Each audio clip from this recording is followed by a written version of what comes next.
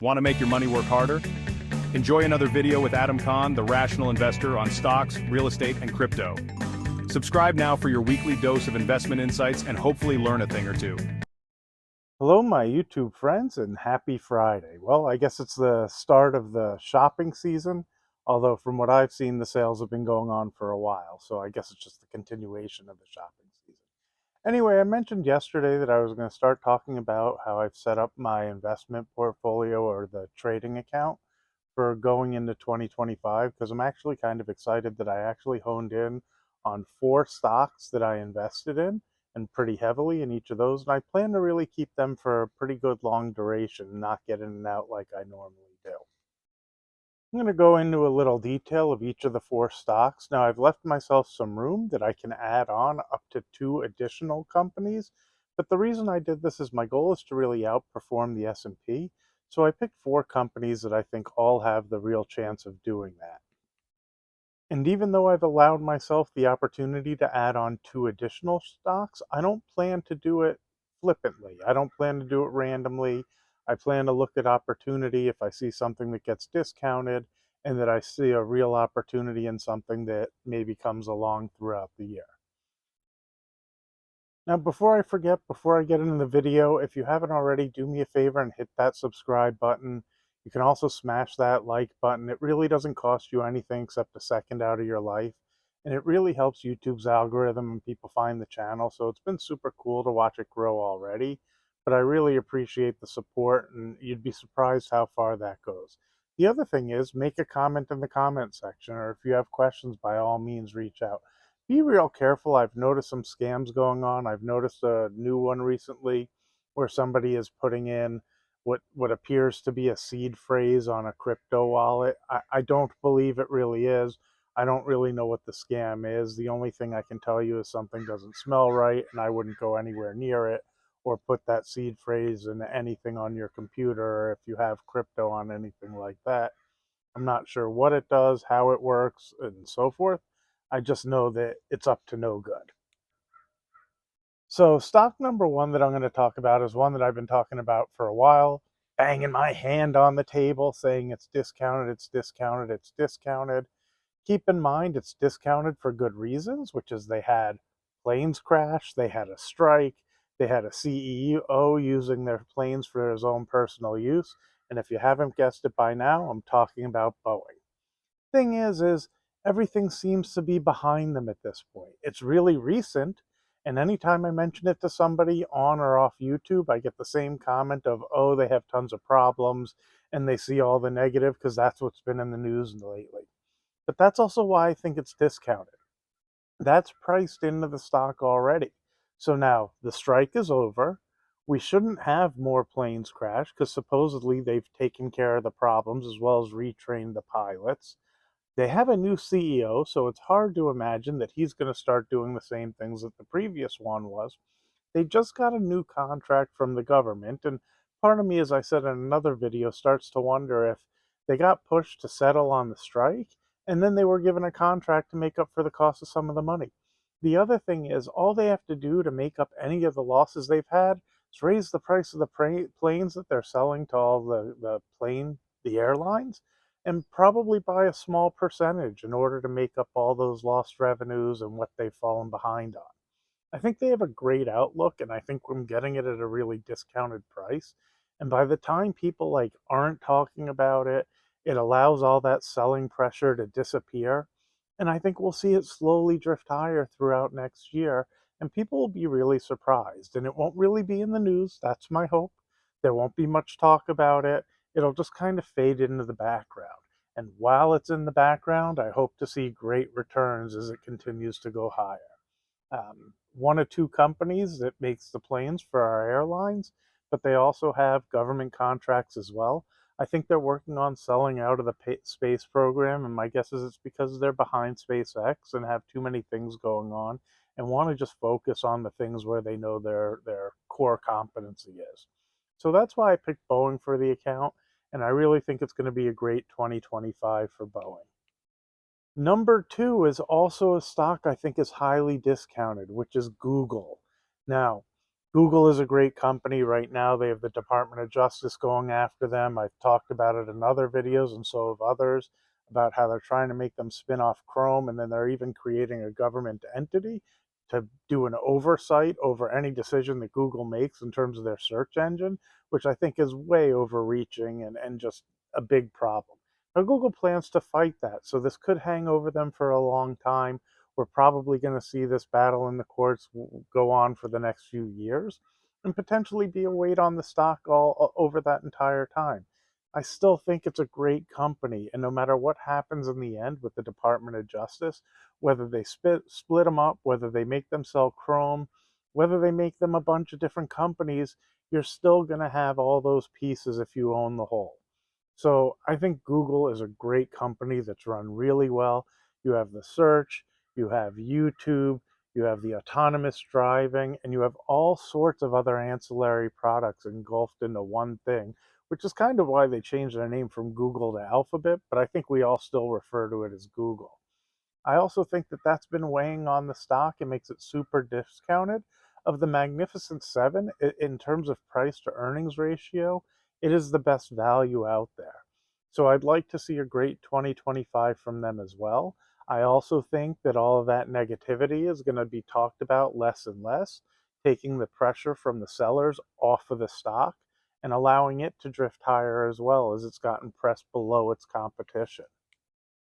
I also think in the long run, some of their competitors who are beating them at their game right now, like for example, ChatGPT, probably fall to the wayside over time. Now, I could be wrong about that, but I really think the fact that we call it a Google search, at least me and my family, when I say to my son or to my wife, go do an internet search, what I really end up saying, what comes out of my mouth, the words are, go look on Google.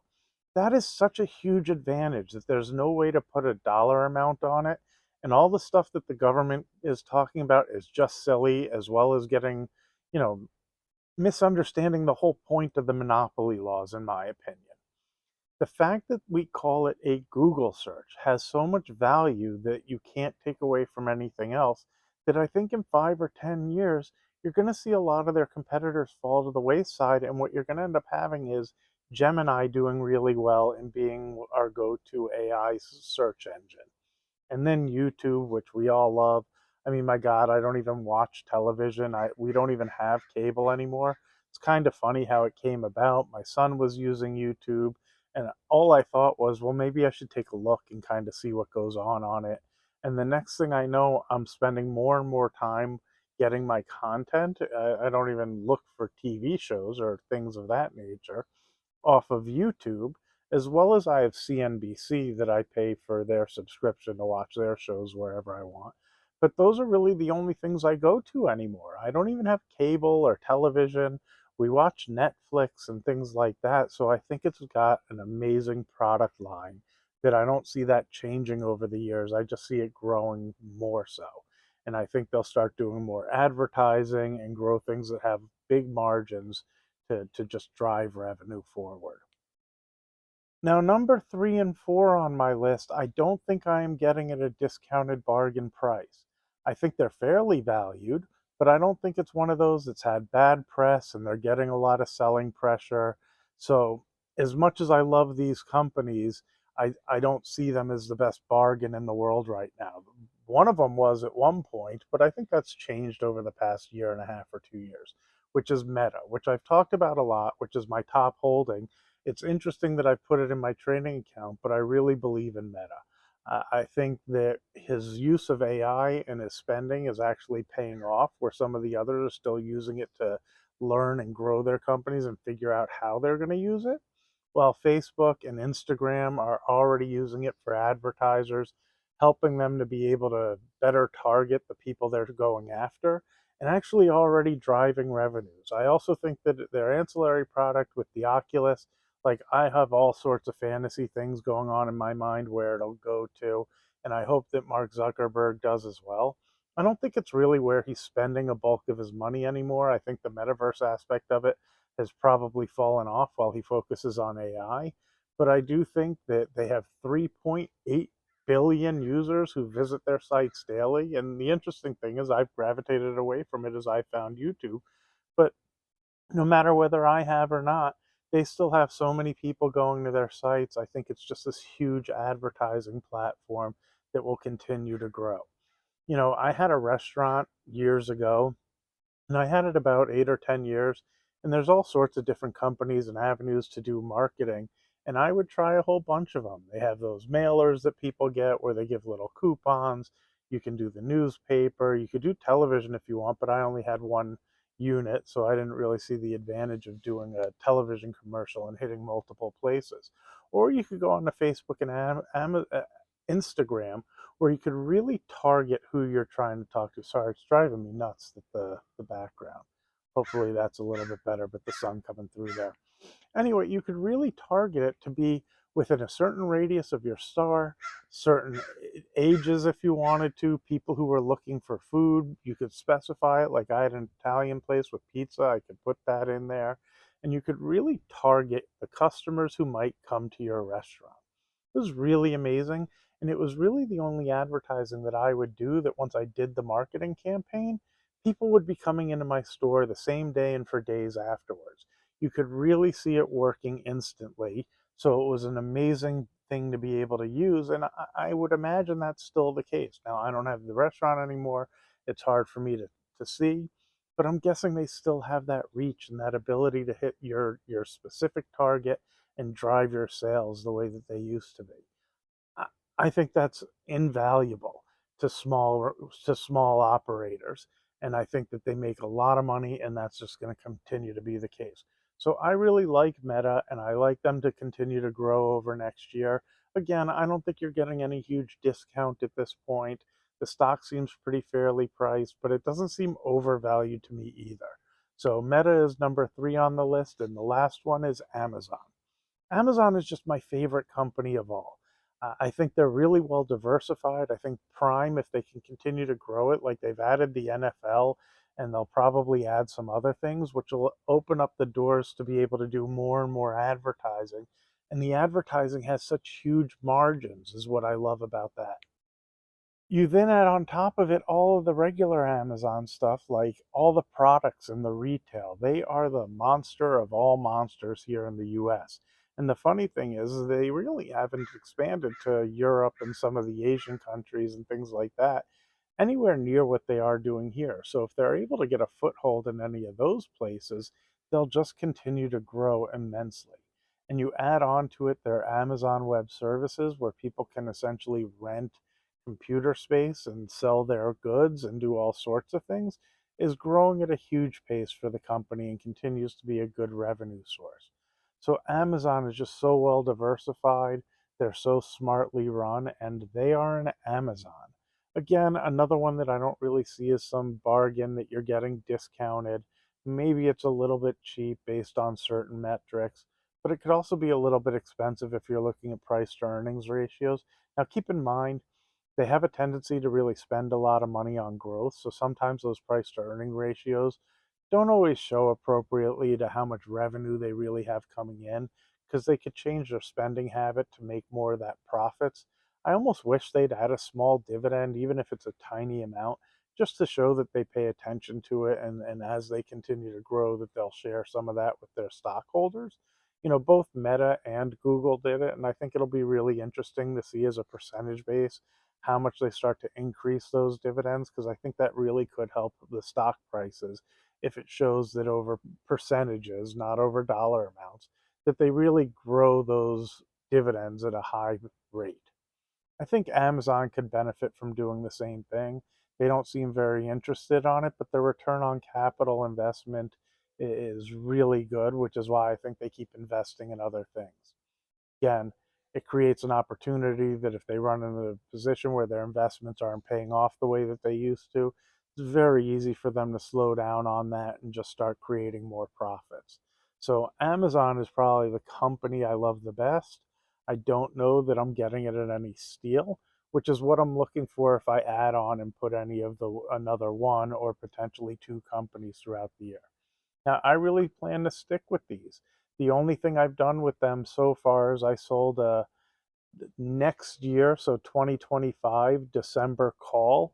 I think it was the $1,070 call for Meta, and I sold two $390 calls for Boeing for next December as well. Partially to make sure it keeps me in those trades, reminds me how long I want to hold them for, and how optimistic about the type of return I might make on them. Now, there are a ton of other companies that I really love. I talked about it in my other portfolio where I went through a bunch of companies that I own, and there are even ones like Tesla that I like and Nvidia. But in terms of this account and trying to outperform for the year, those are the four I'm focused on. I'm not going to do much with the trades. I'm just going to stick with it. And part of why I talk about it on YouTube is to remind myself of those things. Now, I hope you all had a great Thanksgiving. I'd like to do a shout out to my sponsor, my wife, Lily, because we had a great Thanksgiving dinner. I appreciate that, and I appreciate you guys because I think the only reason she cooked for me was I got enough likes and subscriptions, which is what she looks for. So make those comments. Have a great day. Enjoy your holiday weekend. I'm going to do my best to do a live video on Sunday. I'll be back home again. We go home tonight. So Sunday, 8:30 a.m. Pacific time. That's California time zone for those who don't know. We'll be doing a live, and I hope you guys can make it. I hope you have a lot of questions. I'm happy to talk about the companies that you guys are interested in. And if I do it like last week, I'll be set up right in front of the computer where I can pull things up, look at their charts, get a little information on earnings and things like that from my friend Google, and see what I think of those companies. So have a great rest of your weekend, and I'll see you Sunday at latest, if not tomorrow.